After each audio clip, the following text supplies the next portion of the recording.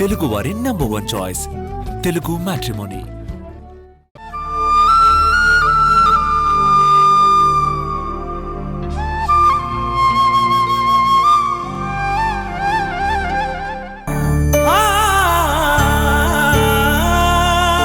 జననిలో ఒకప్పటి ఉత్సాహం, సంతోషం ఏమీ కనపడడం లేదు. ఎప్పుడు చూసినా డల్గా ఉంటుంది. జననిని ఇలా చూడలేకపోతున్నాను. పోయినసారి హాస్పిటల్ దగ్గర కలిసినప్పుడు తను నా ప్రశ్నలకి సమాధానం చెప్పలేదు.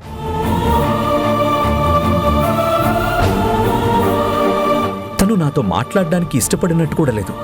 తనకి తానే ఏదో ఇబ్బంది పడుతుందని నేను గట్టిగా నిలదీయలేదు. ఇప్పుడు తనతో మాట్లాడితే తప్పే ఉంది. నేనుగా వెళ్ళి తనని పలకరించడం లేదు కదా.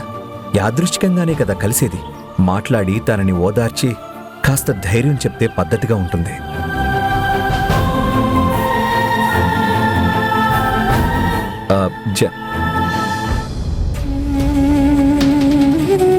తను నన్ను చూసి వెళ్తుందా లేకపోతే అసలు చూడలేదా? తను చూసినా చూడకపోయినా నేను చూశాను. మాట్లాడడం న్యాయం అనిపిస్తుంది. జనని, జనని!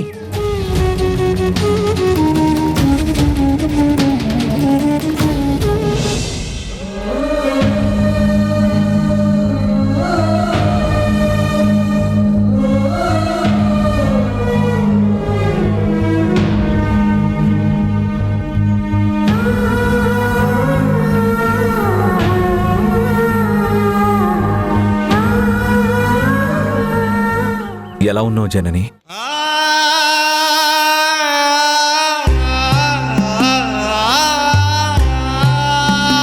ఏం చెప్పుకోవాలో ఎలా చెప్పుకోవాలో అర్థం కాని పరిస్థితుల్లో ఉన్నాను.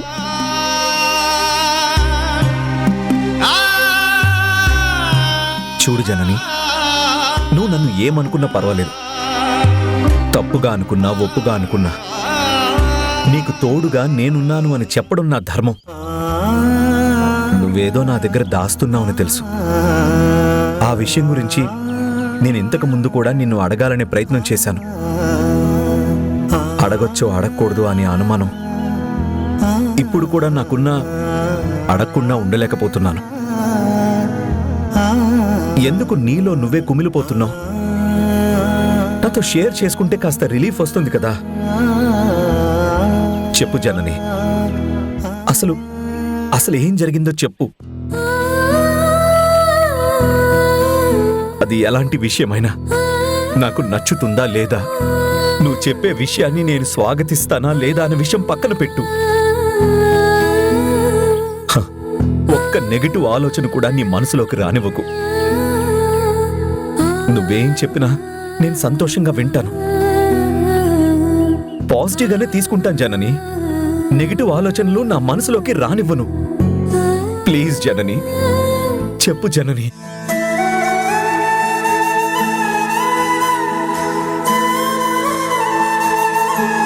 ప్లీజ్ జనని, చెప్పు.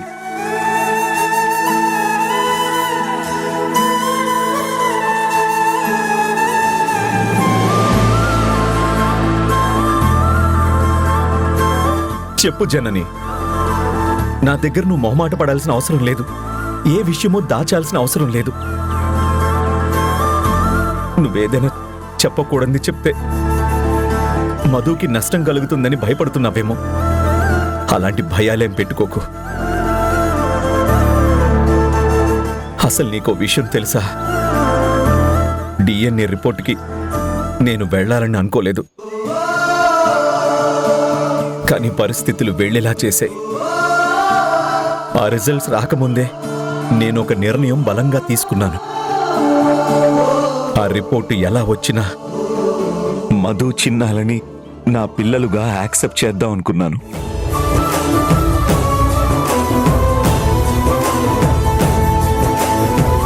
నెగిటివ్ వచ్చిన తర్వాత కూడా మన పిల్లలే అని భావిద్దామనుకున్నాను.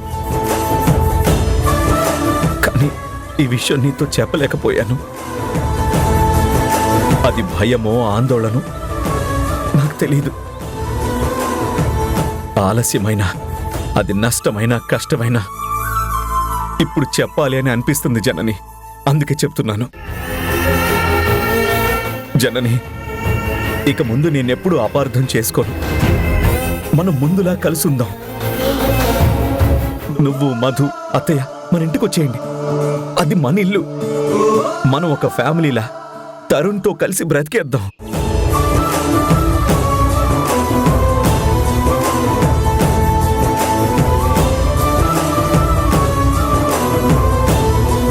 ఇవి నిన్ను ఓదార్చడానికి చెప్పే మాటలు కాదు, నీ బాధలు తుడిచేయడానికి చెప్పే మాటలు కాదు. నీలో నువ్వు కుమిలిపోవడం నేను చూసి భరించలేకపోతున్నాను. ప్లీజ్ జనని, నా బాధను అర్థం చేసుకో. నువ్వు కాస్త పెద్ద మనసు చేసుకుంటే మన బాధలన్నీ కూడా తీరిపోతాయి జనని. ప్లీజ్ జనని, నువ్వు కాస్త పాజిటివ్గా అర్థం చేసుకునే ప్రయత్నం చెయ్యి. నేను చెప్తున్న ప్రతి మాట నిజం. నేను గతమంతా మర్చిపోయాను, ఆల్రెడీ మర్చిపోయాను కూడా జనని. నీకు ఏ కష్టం రాకుండా చూసుకుంటాను. ప్లీజ్ జనని, ప్లీజ్ జనని.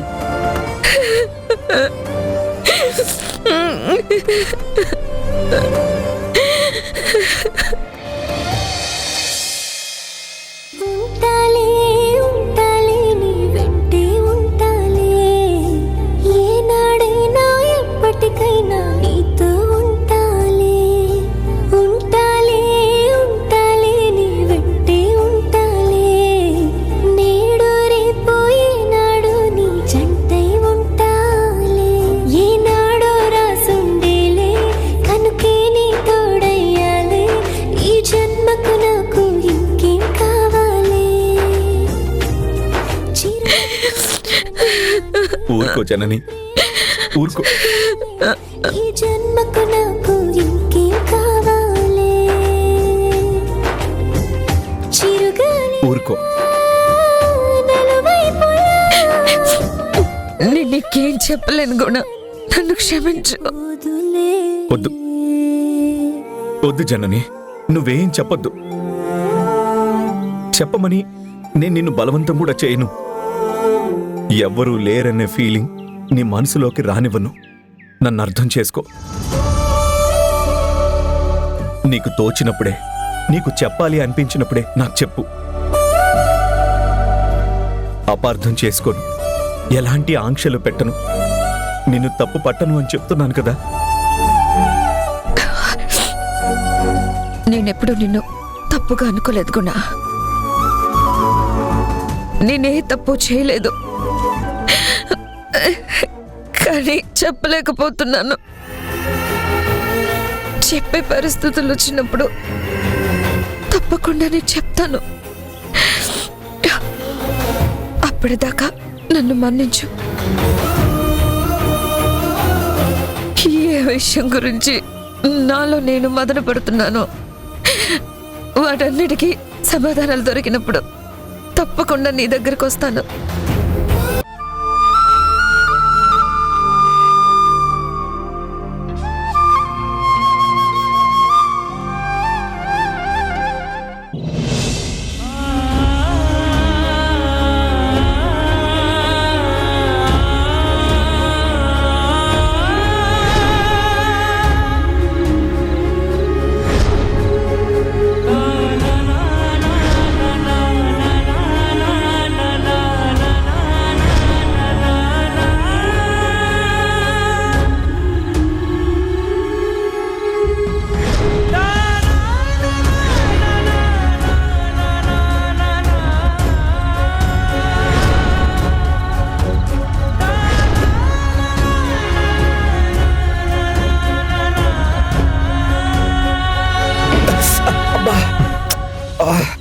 నాన్న, ఏమైందన్నా? కాస్త చూసుకొని నడవచ్చు కదా. అంత పరధ్యానం ఏంటి నాన్న? ఏం ఆలోచిస్తున్నారు?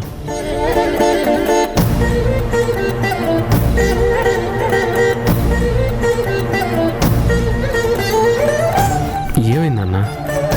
ఆ కన్నీళ్ళేంటి? మీ మనసులో మిమ్మల్ని బాధ పెట్టే సమస్య ఏదన్నా ఉంటే నాతో చెప్పండి నాన్న. మీరు నాతో, నేను మీతోనే కదా షేర్ చేసుకునేది. మనకి ఇంకెవరున్నారు?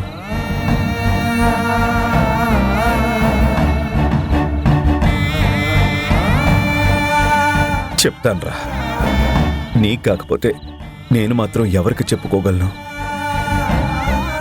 ఇవాళ మార్నింగ్ జనని కనబడిందిరా. బాధ్యతగా నేనే పలకరించాను.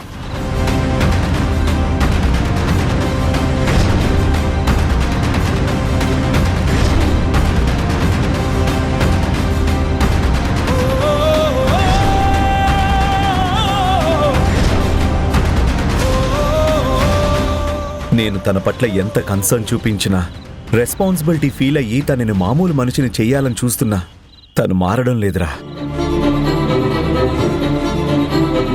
అసలు మన తలరాతి ఇలా రాశాడేంట్రా భగవంతుడు? ఎన్ని విధాలుగా ప్రయత్నించినా, ఎంతగా ప్రాధేయపడినా తన మనసులో మాట బయటికి చెప్పదేంట్రా? నాకు నేనుగా నీతో కలిసి బ్రతకడానికి సిద్ధం అని ఎన్నో మెట్లు దిగి అడిగానురా, బతిమలాడాను, చివరకు క్షమాపణలు కూడా చెప్పాను. కానీ తన మనసు మార్చుకోవడం లేదు. కారణం ఏంటో అర్థం కావడం లేదు. అంత క్షమించరాని నేరం నేనేం చేశానో నాకు తెలియట్లేదు. చాలా బాధగా ఉంది తరుణ్. నాన్న, మీరంత ప్రాధేయపడినా అమ్మ చెప్పలేదంటే నాకు బాధగా ఉంది నాన్న. ఓ రకంగా భయం వేస్తుంది కూడా. అసలు మాట్లాడకపోవడం ఏంటి నాన్న? తను మాట్లాడలేదు, కానీ తన మనసు మాట్లాడిందిరా. కళ్ళలో బాధ చదవగలిగాను. తన మనసులో ఏ విషయంగానో చాలా మదన పడుతుందిరా. నాతో షేర్ చేసుకోలేక సతమతమవుతుంది. బలమైన మానసిక సంఘర్షణలో ఉంది. నేనే అర్థం చేసుకోలేకపోతున్నానా అనిపిస్తుంది. సందిగ్ధంలో ఉన్నాన్రా. రే తరుణ్, నా అన్నగా ఫస్ట్ టైం నిన్ను కోరుతున్నాన్రా. తీరుస్తావా? అయ్యో, మీరంతలా అడగాల నాన్న? చెప్పండి నాన్న. ఎలా అయినా సరే మీ అమ్మ ఎందుకు అంతలా బాధపడుతుందో తెలుసుకొని నాకు చెప్పరా. ఎన్నడూ లేనిది ధైర్యం సడలిన మనిషిలాగా ఫస్ట్ టైం నన్నలా హగ్ చేసుకుని బోరుని ఏడ్చేసరికి నా గుండె 1000 ముక్కలైందిరా. తట్టుకోలేకపోతున్నాను. ప్లీజ్ రా, ప్లీజ్. ప్లీజ్ నాన్న, మీరు బాధపడకండి. ఖచ్చితంగా నేను కనుక్కునే ప్రయత్నం చేస్తాను. కాస్త ప్రశాంతంగా ఉండండి నాన్న.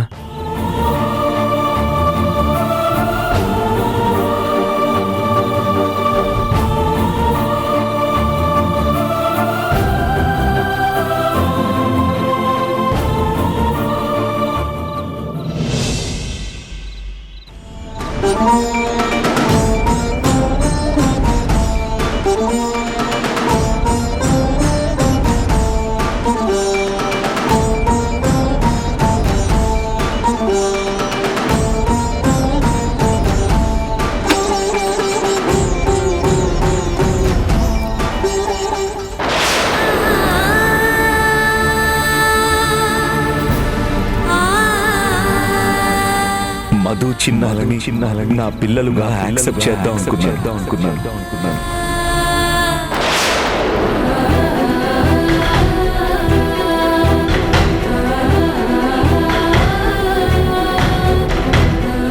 నువ్వు మధు మన ఇంటికి వచ్చేయండి. అది మన ఇల్లు.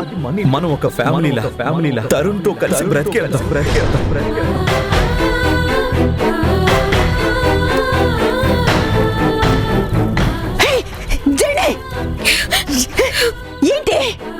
ఏంటి పిచ్చి పని?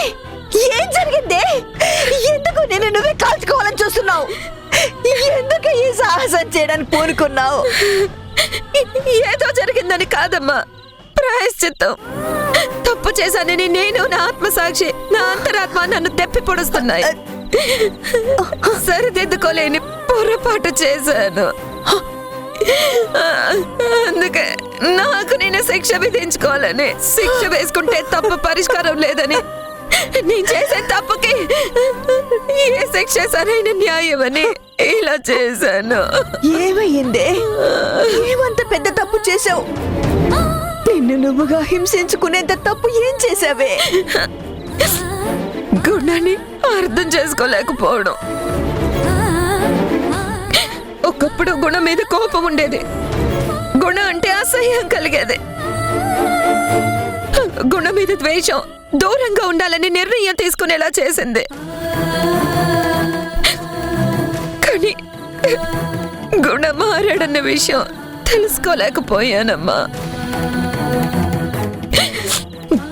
గుణలో చాలా మార్పు వచ్చింది. నన్ను ఇష్టపడుతున్నాడమ్మా. మనస్ఫూర్తిగా నన్ను తన జీవితంలోకి ఆహ్వానిస్తున్నాడు. తన మనసులోని మాటలన్నీ నన్ను బ్రతిమలాడుతూ నా చేతులు పట్టుకొని వివరించాడమ్మా. తను ఎంత నరకం అనుభవించాడో, తనలో తను ఎంతగా కుమిలిపోయాడో అతని మాటల్ని బట్టి అర్థమైంది. గుణని ఇప్పుడు చూస్తుంటే పెళ్లికి ముందు చూసినట్టుగా కడిగిన ముత్యంలా, కపటం లేని మనిషిలా కనిపిస్తున్నాడు. ఎన్నోసార్లు ఎన్నో అడిగాడు, కానీ అప్పుడు ఇప్పుడు కూడా సమాధానం చెప్పలేకపోయాను. ఈరోజు గుణ అడిగిన తీరు నా మనసు కలిచి వేసిందమ్మా. అయినా సరే సమాధానం చెప్పలేకపోయాను. అందుకే నా మీద నాకే అసహ్యం వేస్తుంది. గుణ ముందు నిలబడే అర్హత కూడా నాకు లేదని, గుణతో జీవితం పంచుకునే అదృష్టం కోల్పోయానని, తన కళ్ళల్లోకి సూటిగా చూసే ధైర్యం లేక నిప్పుల మీద నిలబడి నిలవెలా దహించిపోయినట్టు ఫీల్ అవుతున్నానమ్మా. తనతో ఒక్క మాట నన్ను క్షమించు గుణ అని అనలేకపోయానమ్మా. తన మాట తీరుకి నేను చలించిపోయాను. గుండెల మీద పడి ఏడ్చాను, కానీ ఇది నా పరిస్థితి అని వివరించలేకపోయాను.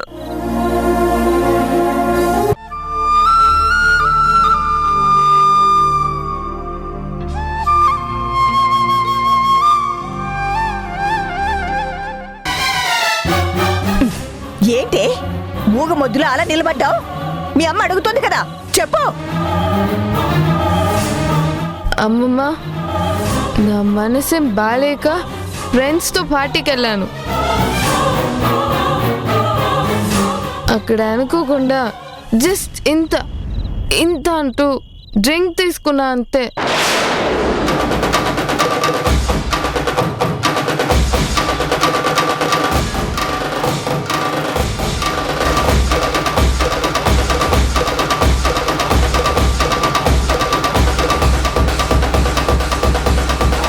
Very common in youth parties. దీన్ని మీరు పెద్ద భూతద్దంలో చూసి రచ్చ చేయాలని చూడకండి. ఏంటి ఇంత అని వేళ్ళు చూపిస్తూ ఫ్యాషన్, కామను, ఫ్రెండ్స్ అని మాట్లాడుతున్నావు? నీ మనసులో ఎంత బాధ ఉంటే మాత్రం మరి ఇంతలా దిగజారుతావా? అవును, దిగజారుతాను.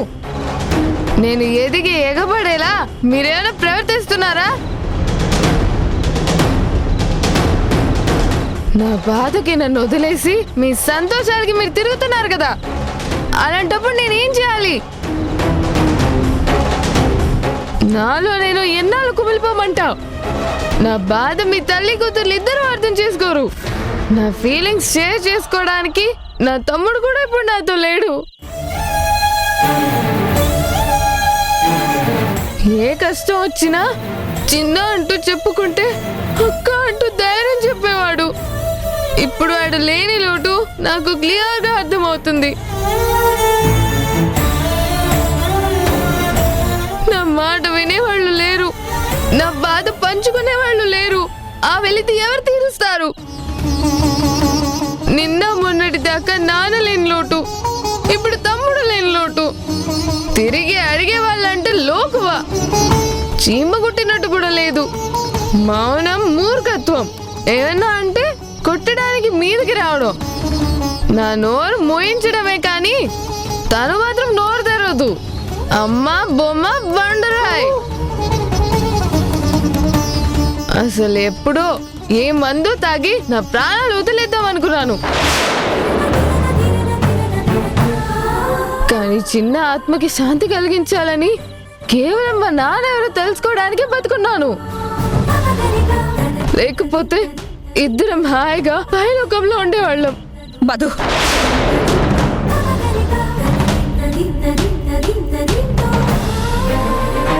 ఏదో ఫ్రెండ్స్ తో పార్టీకి వెళ్ళొచ్చినందుకే పెద్ద ఫైర్ అయిపోతున్నారు.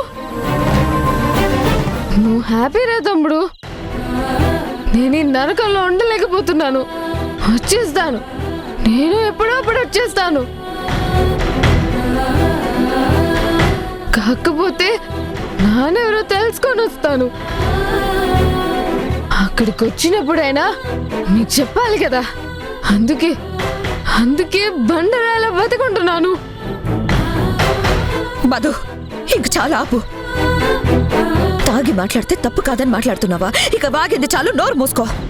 ఏంటి అరుస్తున్నావు? అరుపులతోనే ఆపేసావేంటి? ఉదయం నా మీద చేస్తావు కదా. అక్కడ రోడ్ అని ఆగావు కదా. కొట్టు, నన్ను కొట్టు.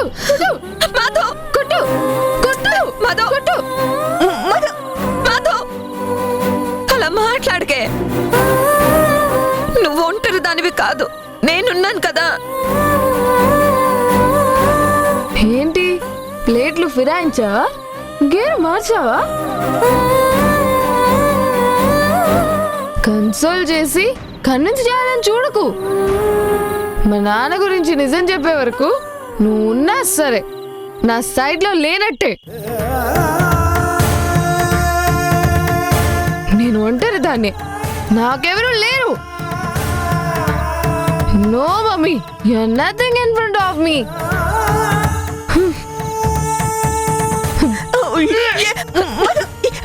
మధు, రా. మధు,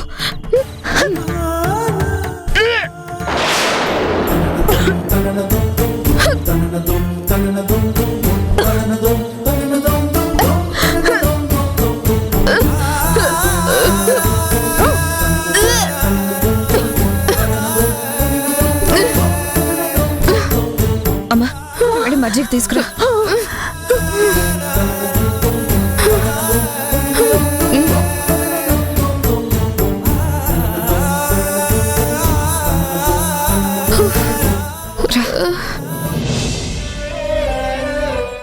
రా రా, కూర్చో.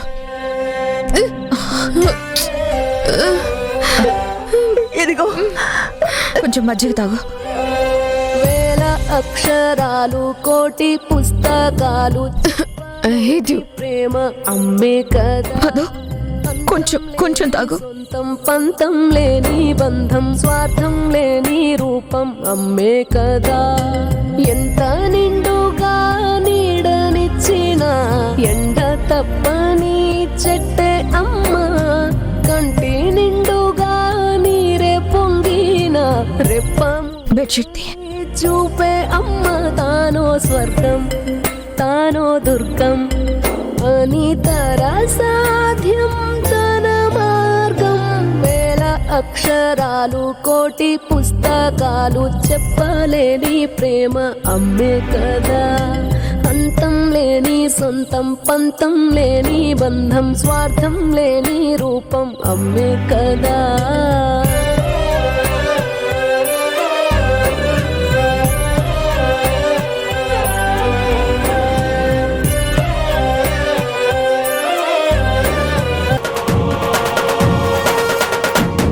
వార్నింగ్ ఇవ్వటానికి వచ్చాడా? ఈయనతో మాట్లాడడం కంటే ఎస్కేప్ అవడం బెస్ట్.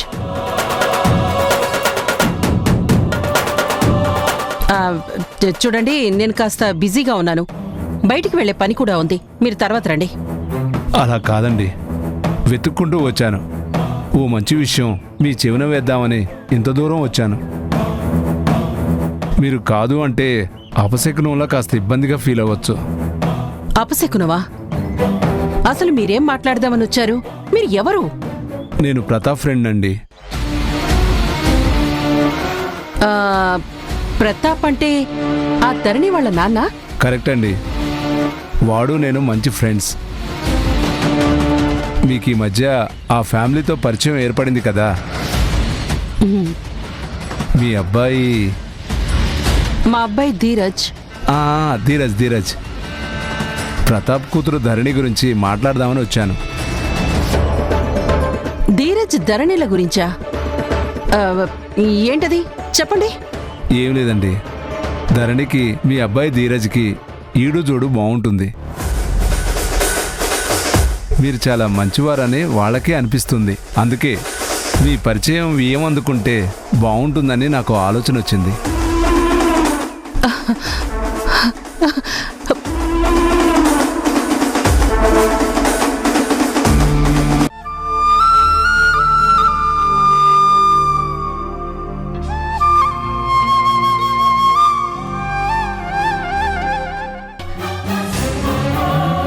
డ్రింక్ చేయడం తప్పని నీకు తెలీదా? పైగా ఆడపిల్లవి డ్రింక్ చేసి నిన్ను నువ్వు మర్చిపోయి బిహేవ్ చేయడం తప్పనిపించడం లేదా? ఏంటమ్మా తప్పు తప్పు అని నన్ను ఒక్కటికి 10 సార్లు వేలెత్తి చూపిస్తున్నా? ప్రపంచంలో తప్పు చేసేదాన్ని నేను ఒక్కదాన్నేనా? నువ్వంతా పద్ధతిగా చేసినట్టు నేనేదో తప్పు చేసినట్టు నన్ను నిలదీస్తావేంటి? నాకు సుద్దులు చెప్పడం కాదు, ఒక్కసారి నిన్ను నువ్వు ప్రశ్నించుకో. నాకు సమాధానం చెప్పకపోయినా నీ మనసుకి నువ్వు సమాధానం చెప్పుకో. నువ్వు చేసినవన్నీ కరెక్ట్ గానే ఉన్నాయా? ముందు నిన్ను నువ్వు సరి చేసుకొని అవతలి వాళ్ళని కరెక్ట్ చేసే ప్రయత్నం చెయ్యి. అంతేగాని నీ వయసుని అడ్వాంటేజ్ గా తీసుకొని నన్నేదో కంట్రోల్లో పెట్టాలని చూడకు. నీకు తోచినట్టు నువ్వు బిహేవ్ చేస్తున్నావు. అలాంటప్పుడు నాకు తోచినట్టు నేను బిహేవ్ చేస్తుంటే నన్ను అడిగే హక్కు నీకెక్కడుంది? You have no right to question me. నా లైఫ్ నా ఇష్టం. మధు, పిచ్చి పిచ్చిగా మాట్లాడుకో. నేనేదో ఒకటి చెప్పలేదన్న కారణం అడ్డు పెట్టుకొని నువ్వు నన్ను ఎన్నైనాను భరిస్తాను. కానీ అదడ్డం పెట్టుకొని నీ ఇష్టం వచ్చినట్టు చేస్తానంటే సహించను. ఇలాగే తలతికగా సమాధానాలిస్తూ పొగరుబొత్తనం ప్రదర్శిస్తూ నా లైఫ్ నా ఇష్టం అని చేజేతులా నీ జీవితాన్ని నాశనం చేసుకుంటూ ఉంటే చూస్తూ ఊరుకోలేను కూడా. ఇప్పటి వరకు నువ్వు చూసిన జర్నీ వేరు, కానీ నువ్వు హద్దులు మీరితే నేను కూడా నా లిమిట్స్ క్రాస్ అవ్వాల్సి వస్తుంది.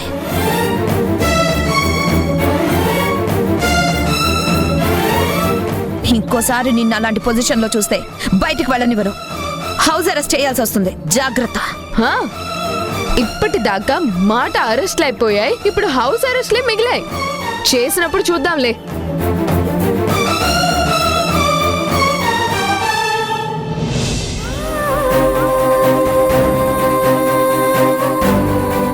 ఏంటో నా బతుకులో ఉన్న సంబంధాలన్నీ ఇలా చెడిపోతున్నాయండి.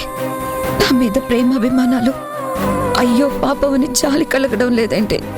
అటు కన్న కూతుర్ని హ్యాండిల్ చేయలేకపోతున్నాను, ఇటు మధుని కంట్రోల్ చేయలేకపోతున్నాను. నా అవస్థ ఎవరికి చెప్పుకోవాలో అర్థం కావట్లేదు. నాలో నేను సతమతం అవ్వలేక నరకం అనుభవిస్తున్నాను. ఏంటో ప్రతిదానికి విధిరాత అని సర్ది చెప్పుకోవడమేనా?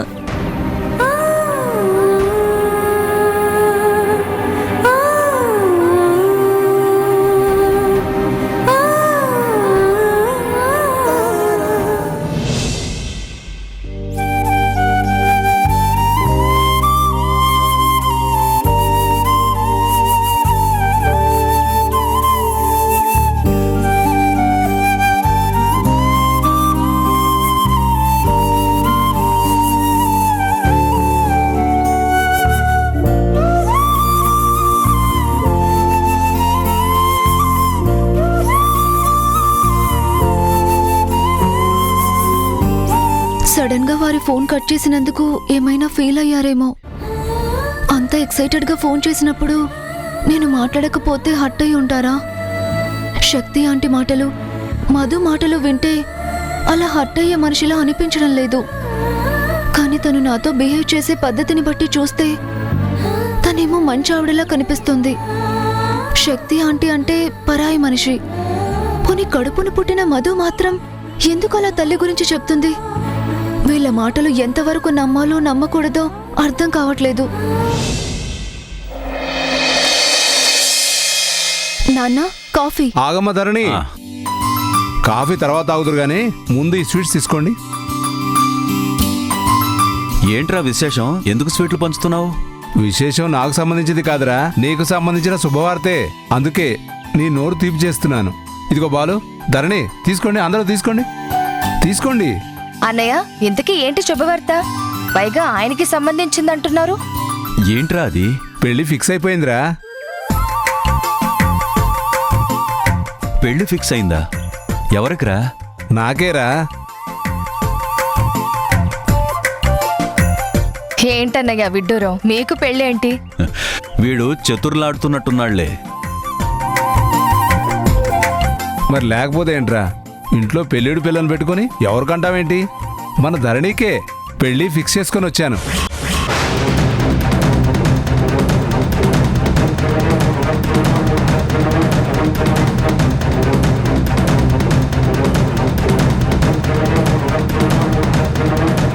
ఏంటి, ధరణి పెళ్లి ఫిక్స్ చేసుకుని వచ్చావా? అవునరా, నీకు తెలియకుండానే నీ కూతురు పెళ్లి ఫిక్స్ చేసినందుకు నన్ను క్షమించరా.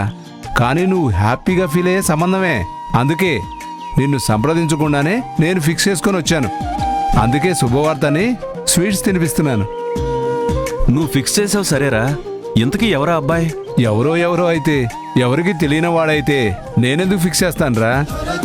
మనందరికీ తెలిసిన అబ్బాయే.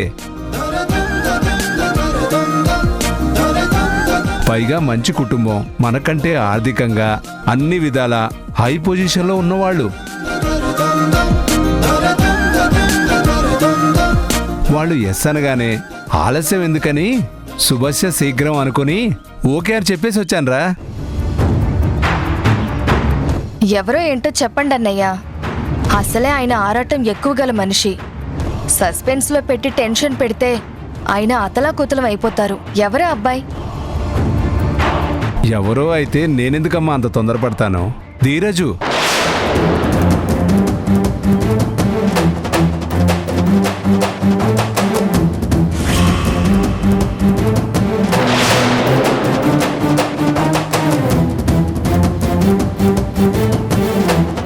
మన ఇంటికొచ్చారే శక్తి గారి అబ్బాయి, గుణాగారి మేనల్లుడు. ఏమంటావురా ప్రతాప్?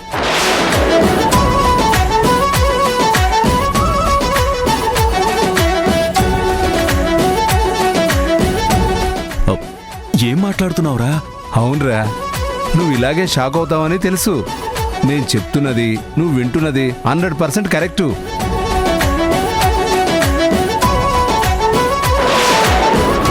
అక్షరాల ఆ ధీరజ్తోనే ధరణి పెళ్లి ఫిక్స్ చేసుకొని వచ్చాను. నువ్వు ఆ రోజు అన్నది నాకు గుర్తుందిరా. ధీరజ్ లాంటి అబ్బాయి అయితే ధరణి సంతోషంగా ఉంటుంది అని. అందుకే కాస్త చనువు తీసుకొని నిన్ను అడగకుండా అడ్వాన్స్ అయిపోయి ఏదైతే అది అయిందని ధైర్యంగా వాళ్ళ ఇంటికి వెళ్ళి వాళ్ళ అమ్మని అడిగాను.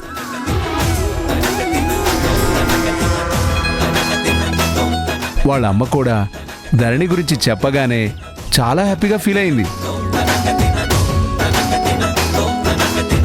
గుణాగారిని పిలిచి మరీ నన్ను పరిచయం చేసిందిరా. అంతలో ఆ అబ్బాయి కూడా వచ్చాడు. తను కూడా ఓకే అన్నాడు.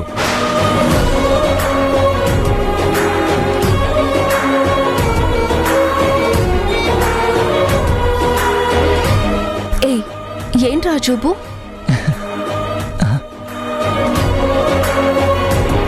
అదేంటన్నయ్యా, అసలు మిమ్మల్ని ఆ సంబంధం ఎవరు మాట్లాడమన్నారు? మీరెలా ఫిక్స్ చేసుకొచ్చారు? అలా అంటావేంటమ్మా? వాడు నాకు ప్రత్యేకంగా చెప్పాలా? నా ఫ్రెండ్ బాధ్యత నా బాధ్యత కాదా? వాడి కూతురు నా కూతురు లాంటిది కాదా? ధరణిని ఇప్పుడు నా కూతురుతో సమానంగా చూశాను.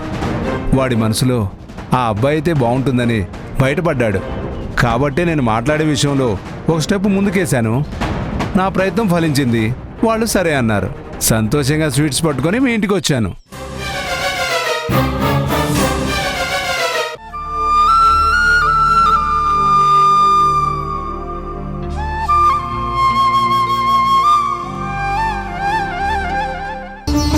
చెప్పలేంది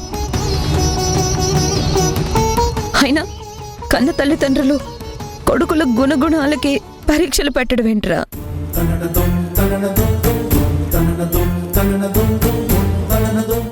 నువ్వు ఎప్పుడు గుడ్ బాయ్ వేరా. ఆ విషయంలో నువ్వెప్పుడో పాస్ అయిపోయావు. మామూలు పాస్ కాదురా, డిస్టింక్షన్లో పాస్ అయిపోయావు. క్యారెక్టర్లకి కన్న తల్లిదండ్రులు సర్టిఫికేట్ ఇవ్వాల్సిన పని లేదురా.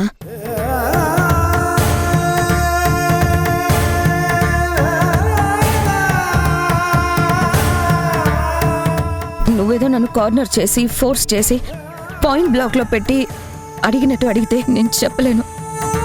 అంతే.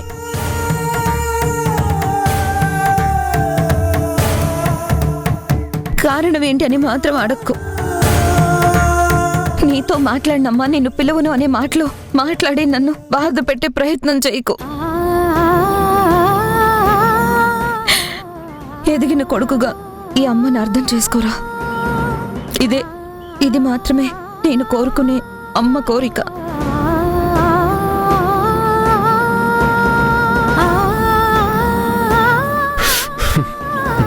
సరే అయితే నా సమాధానం కూడా వినమ్మా. నువ్వు నేను అడిగిన దానికి సమాధానం చెప్పకపోతే మాట్లాడను పోట్లాడను అనే మాటలు నేను అన్నమ్మా. కానీ నీ నోటితో నువ్వు నిజం చెప్తానన్నప్పుడు మళ్ళీ నేను కలవడానికి వస్తాను.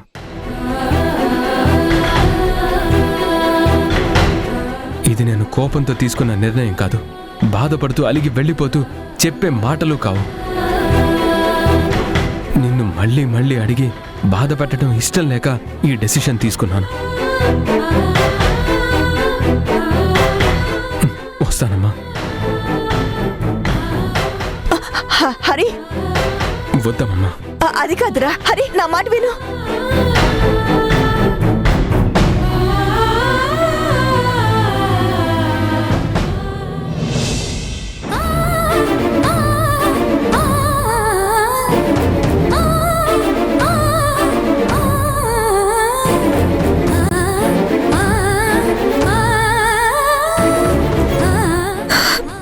జనని, వద్దమ్మా, వద్దు. నా దగ్గరకు వచ్చి నన్ను ఓదార్చే ప్రయత్నం చేయకు ప్లీజ్. నన్ను కాసేపు ఒంటరిగా వదిలే.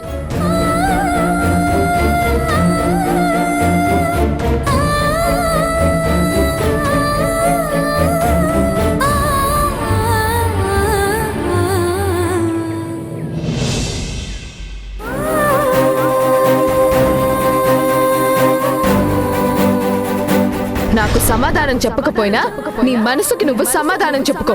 నువ్వు చేసినవన్నీ కరెక్ట్ గానే ఉన్నాయా? తర్వాత ఎప్పుడైనా మాట్లాడుకుందాం. నా సమాధానం కూడా వినమ్మా. నువ్వు నేను అడిగిన దానికి సమాధానం చెప్పకపోతే మాట్లాడను పోట్లాడను అనే మాటలు నేను అన్నమ్మా. కానీ నీ నోటితో నువ్వు నిజం చెప్తానన్నప్పుడు మళ్ళీ నేను కలవడానికి వస్తాను. హరి, ఆఖరికి నువ్వు కూడా నా మీద అలిగావారా? ఎందుకు ఇలా చేస్తున్నావు? అందరూ నా మీద కోప్పడితే నేనేమైపోతానురా? నా వల్ల మీరందరూ బాధపడుతున్నారని తెలుసు.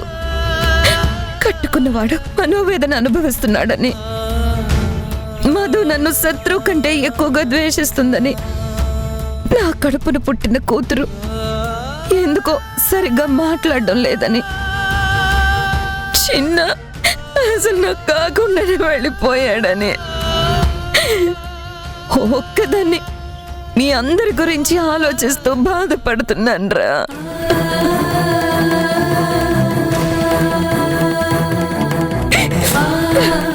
నా వల్ల కావడం లేదు. గుండెలు అవసిపోతున్నాయి, తట్టుకోలేకపోతున్నాను. ఏ పిల్లల కోసమైతే నేను బ్రతుకుతున్నాను, వాళ్ళే నాకు ఒక్కొక్కళ్ళుగా మెల్లగా దూరం అయిపోతున్నారే. ఇలాంటి బాధ ఏ కన్న తల్లికి రాకూడదు. బలిపీఠం మీద ఉన్నట్టుంది. ఇన్ని బాధలు పడుతూ బ్రతకడం ఎందుకు అనిపిస్తుంది.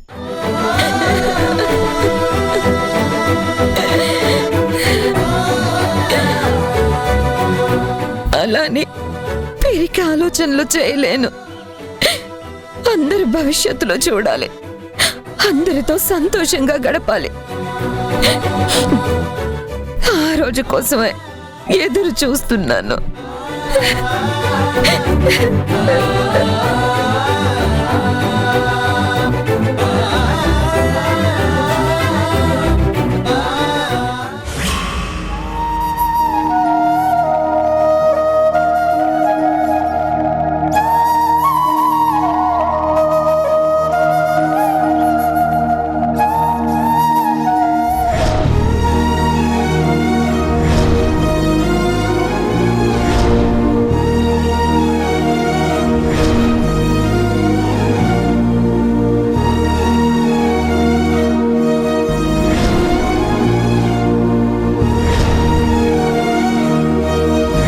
చెప్పొచ్చు కదా ప్లీజ్ అమ్మా ఎవరమ్మా మా నాన్న చెప్పమ్మా.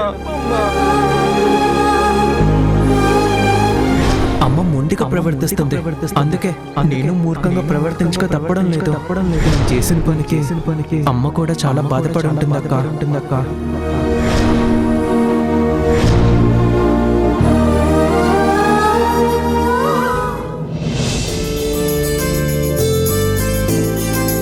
అయ్యో బుజ్జి, పూజా సామాగ్రి చిన్న సంచి నేను అక్కడే మర్చిపోయాను.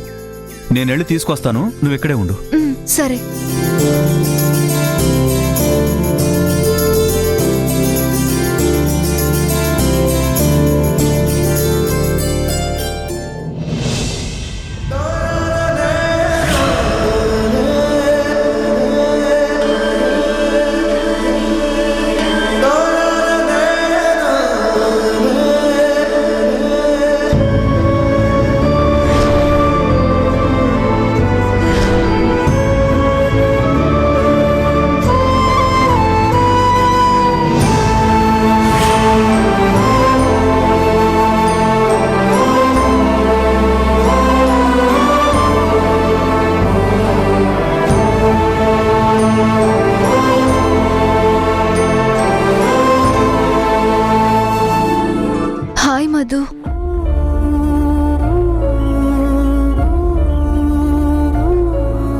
నేను గుర్తున్నానా?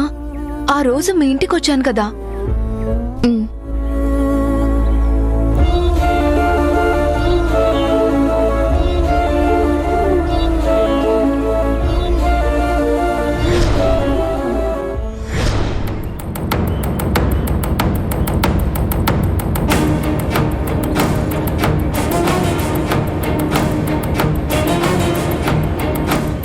నిన్న నీకు మీ అమ్మకి మధ్య ఆర్గ్యుమెంట్ జరగడం నేను చూశాను.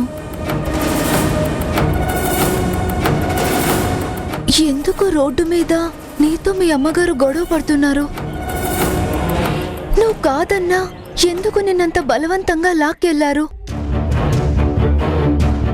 జనని గారు అలా బిహేవ్ చేయడం నేను ఫస్ట్ టైం చూశాను. ఏమైంది? నువ్వు అది ఫస్ట్ టైం చూసావేమో, నాకది అలవాటే. నాకు ఊహ తెలిసిన దగ్గర నుంచి ఆవిడ అలాగే బిహేవ్ చేస్తుంది.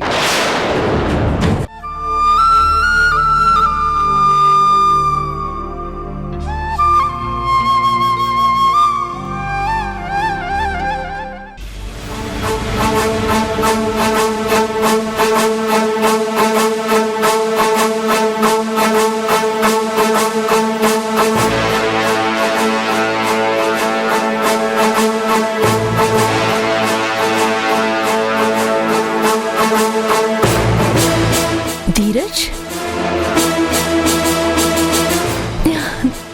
ధీరజ్,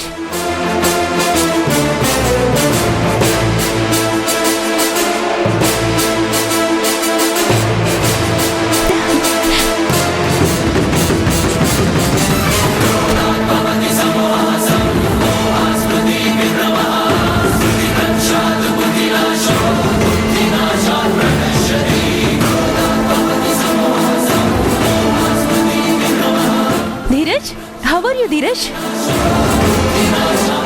ఈ అమ్మాయి ఎవరబ్బా? గర్ల్ ఫ్రెండ్లా వాడి మీద అంతలా పడిపోతుంది. వాళ్ళమ్మ ఉండగానే వాడి మీద పడిపోతుందంటే వీళ్ళ వెనకాల ఏదో ఫ్లాష్ బ్యాక్ ఉన్నట్టుంది. అదేంటో తెలుసుకోవాలి. ఇన్ని రోజులు ఎక్కడికి వెళ్ళిపోయావు? మొబైల్ నెంబర్ ఏమైనా మార్చావా? ఎన్నిసార్లు నీకోసం ఫోన్ చేస్తానో తెలుసా? మెసేజ్లు వెళ్తున్నాయి, ఆన్సర్ రావట్లేదు. ఏం లేదు రమ్య, జస్ట్ ఓ చిన్న పనుండి వైజాగ్ వెళ్ళాను. వైజాగ్కే కదా, ఏదో అబ్రాడ్ వెళ్ళినట్టు మాట్లాడుతున్నావు. అసలు నేను నీకు గుర్తున్నానా? నేను నిన్ను మర్చిపోలేక ప్రతి క్షణం తలుచుకుంటున్నాను. నువ్వేమో పూర్తిగా అవాయిడ్ చేస్తున్నావు. అదేం లేదు రమ్య, జస్ట్ బిజినెస్ పని కోసం వెళ్ళి అలా తర్వాత బిజీ అయిపోయాను అంతే. అది కాదు ధీరజ్, ఎన్ని కాల్స్ చేశానో తెలుసా? అదేమీ లేదు రమ్య, చెప్తున్నాను కదా. ఇదేంటి ఇప్పుడు తగలపడింది? దీన్ని కాని ధరణి తాలూకా వాళ్ళు ఎవరైనా చూస్తే ఇంకేమైనా ఉందా? హాయని పలకరించకుండా హగ్గులు చేసుకుంటుంది, హగ్గులు. దీని సొంత మొగుడైనట్టు. ఆ ధరణి వాళ్ళ నాన్న సాంప్రదాయాలు చాదస్తాలు అనే మనిషిలా ఉన్నాడు. మంచి చెడు వెనక ముందు బాగా ఆలోచించే తత్వం ఉన్నవాడిలా ఉన్నాడు. వీడి గురించి ఆల్రెడీ ఎంక్వైరీ మొదలుపెట్టే ఉంటాడు. ఇలాంటి టైంలో ఇది దాపురించిందేంటి? ఏదో ఒకటి చేసి దీన్ని ధీరజ్కి దూరం చేయాలి. రే ధీరజ్, ఈ టైంలో దీంతో క్లోజ్గా ఉంటున్నావేంట్రా? ఎవరైనా చూస్తే కొంపలు అడ్డుకుంటాయి. వదిలించుకో, కట్ చేయి. Okay Ramya, I'm sorry. జరిగిందేదో జరిగిపోయింది. నేను ఈ మధ్య మా మామయ్య హాస్పిటల్ పనుల్లో బిజీగా ఉన్నాను. జస్ట్ ఒక 15-20 డేస్ గ్యాప్ ఇవ్వు, తర్వాత ఫ్రీగా కలుద్దాం. చాలా విషయాలు మాట్లాడుకుందాం, ఓకేనా? అదేంటి ధీరజ్, మనిద్దరం కలిసి ఎంత హ్యాపీగా తిరిగామో. అప్పుడు పనులున్నాయి, అయినా నా కోసం ఎక్కడికంటే అక్కడికి వచ్చేవాడివి కదా. నువ్వు రమ్మంటే నేను రమ్మంటే నువ్వు. ఏ టైంలో పడితే ఆ టైంలో కలిసి ఎంజాయ్ చేసేవాళ్ళం కదా. ఇవాళేంటి 15 డేస్ 20 డేస్ అంటున్నావు? అవాయిడ్ చేయాలని చూస్తున్నావా ఏంటి? ఈ కండిషన్స్ అన్ని కుదరవు గానీ పద, మనం సరదాగా లంచ్కి వెళ్దాం. కావాలంటే ఆంటీని కూడా తీసుకెళ్దాం. ఏయ్, ఏంటే చెప్తుంటే అర్థం కాదా? చెవుల్లేవా? వినిపించుకోవా? మెదడుకి ఎక్కించుకోవా? అప్పుడేదో వీడు టైం పాస్కి తిరిగాడు. వీడేదో నీ బాయ్ ఫ్రెండ్ అయినట్టు, లవ్వర్ అయినట్టు, నీకేదో ప్రామిసులు చేసినట్టు చాలా సీరియస్ గా తీసుకొని కనపడగానే మళ్ళీ అతుక్కుపోతున్నావు. వీడు కలవడు. ఎలో, వెళ్ళిపో. ఏంటి ధీరజ్, ఆంటీ గారు ఎలా మాట్లాడుతున్నారు? ఏయ్, నీకు మోటలతో చెప్తే అర్థం కదా? చెప్పేది నేను, వాడి తల్లిగా చెప్తున్నాను. Live it from here. అయినా వాడిని అడుగుతున్నావేంటి? నేను చెప్తుంటే నీకు అర్థం కావట్లేదా? లేక నా మాట అంటేనే విలువ లేదా? ఇంకొకసారి నా కొడుకుని కలవడం గాని కాంటాక్ట్ చేసే ప్రయత్నం గాని చేశావో జాగ్రత్త. జరిగిందేదో జరిగిపోయింది. ఈ రోజు నుండి వాడెవడో నువ్వెవరో. వాడికి నువ్వు తెలీదు, నువ్వు వాడికి తెలీదు. ఏదో తాళి కట్టిన పెళ్ళమైనట్టుగా వచ్చి మీద పడిపోతున్నావేంటి? నీకందుకేరా ఎన్నోసార్లు చెప్పాను చనువు ఇవ్వద్దు అని. చూసావా, ఇలాగే వచ్చి నెత్తినెక్కుతారు. ఏయ్, వెళ్ళు. వెళ్ళా, పదరా.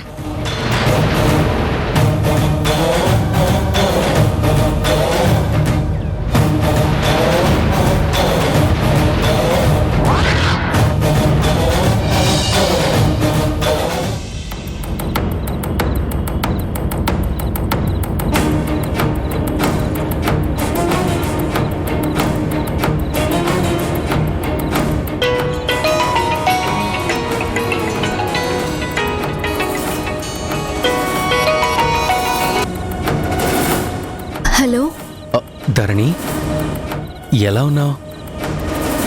బాగున్నాను, మీరు? I'm also okay. నేను ఇప్పుడు నీకు ఎందుకు ఫోన్ చేశానో తెలుసా? నాకెలా తెలుస్తుంది? ఊరికే పలకరించడానికి కాదు, నిన్నొక మాట అడగాలని ఫోన్ చేశాను.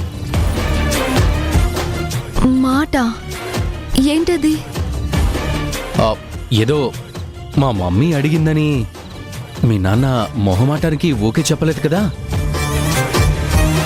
నన్ను పెళ్లి చేసుకోవడం నీకు ఇష్టమే కదా? లేకపోతే చెప్పేసేయ్, నేనేం తప్పుగా అనుకోనులే. కానీ నువ్వు అస్సలు ఇబ్బంది పడకూడదు.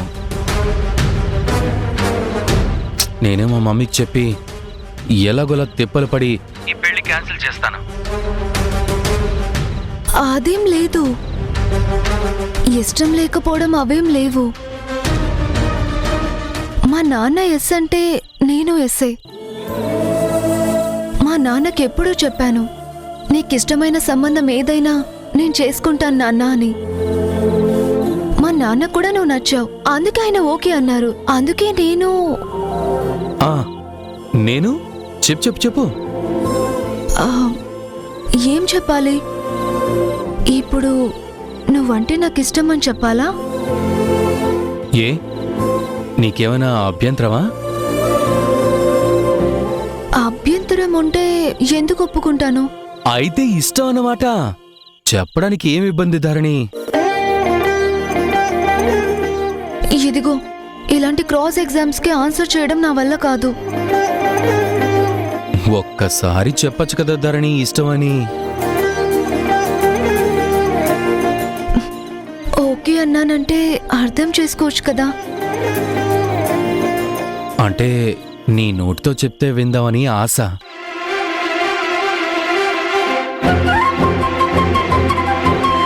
అయితే ఓకే. ఓకే అంటే ఓకే కదా, ఇష్టం అని చెప్పొచ్చు కదా. చెప్పినట్టే అనుకోవచ్చు కదా. సర్లే, రేపు ఎంగేజ్మెంట్ లో కలుస్తున్నాం కదా, అప్పుడు నీ నోటితోనే ఇష్టం అని చెప్పిస్తాను. Bye, good night, sweet dreams. Bye.